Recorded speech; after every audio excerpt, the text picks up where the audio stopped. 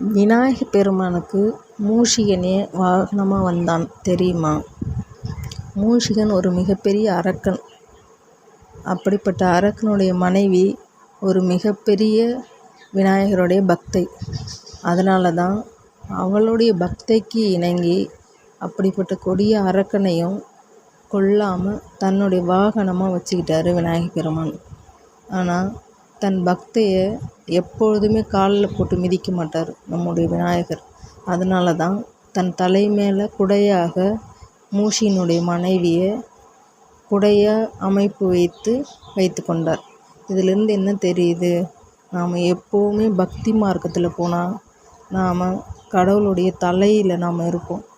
ஆனால் பக்தி வழியில் போகாமல் மற்ற வழிகளில் போனால் அவருடைய காலுக்கு கீழே தான் நாம் இருப்போம். அதனால தான் எப்பொழுதுமே நாம் பக்தி மார்க்கத்தில் தான் நாம் செல்லணும்.